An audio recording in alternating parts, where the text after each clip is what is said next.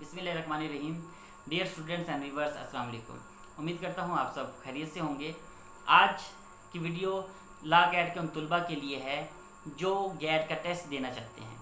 तो उनके लिए एक छोटा सा मैसेज देना चाहता हूँ ताकि वो गैट की तैयारी करके अच्छे नंबरों के साथ पास हो सकें। अब सवाल ये है कि ला गैट को पास कैसे किया जाए।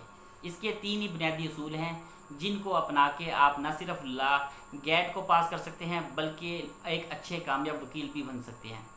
और सबसे पहले मैं आपको कहूँगा कि गैट के जितने भी स्टूडेंट्स हैं उन तमाम स्टूडेंट्स को फिंगर टिप्स पे पता हो कि हमारा सिलेबस कितना है। जब तक आपको फिंगर टिप्स पे सिलेबस नहीं पता होगा तो तैयारी भी नहीं कर पाएंगे।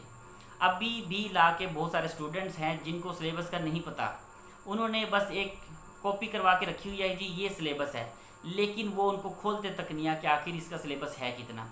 पीपीसी का अपना एक सिलेबस है, सीआरपीसी का अपना एक सिलेबस है, इसी तरह बाकी तमाम सब्जेक्ट का अपना अपना एक सिलेबस है। तो सबसे पहले डियर स्टूडेंट्स, आप सिलेबस को फिंगर टिप्स पे लेके आएँ कि आखिर इसका सिलेबस कितना है। सिलेबस को सामने रखें। और दूसरी बात, आप शॉर्टकट के चक्कर में ना पड़ें, ना ही कोई ऐसी बुक स्टडी करें जिसमें सिर्फ एमसीक्यूज दिए गए हैं। और मैंने देखा है कि वो बेशुमार स्टूडेंट्स जो हैं वो रट्टा लगाने में लगे हुए हैं कि शायद हम इसको रट्टा लगा के पेपर को पास कर लेंगे। मुमकिन ही नहीं है, ये एक रिस्क है। पास होगे नहीं तो ना सही। तो बच्चों, ये आपका रोज़गार जुड़ने वाला है इस गैट से। जैसे ही आप लाइसेंस लेंगे आप फौरी तौर पर अदालत में प्रैक्टिस स्टार्ट करने वाले हैं। तो आप इतनी लापरवाही कैसे कर सकते हैं?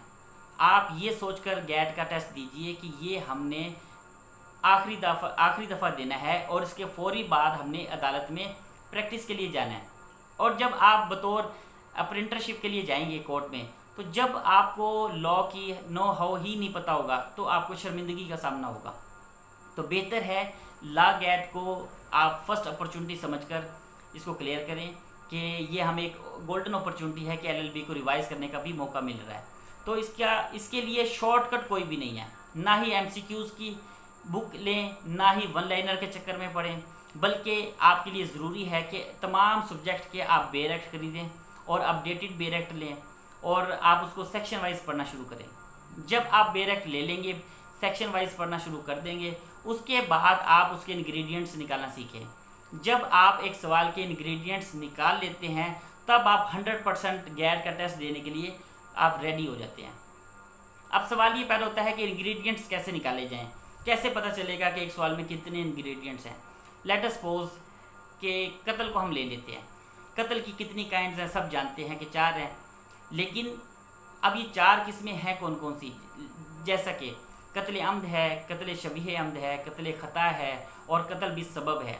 आखिर ये 4 जो काइंड्स हैं कत्ल की, इनके इंग्रेडिएंट्स ही इनको यूनिक बना रहे हैं ना एक दूसरे से।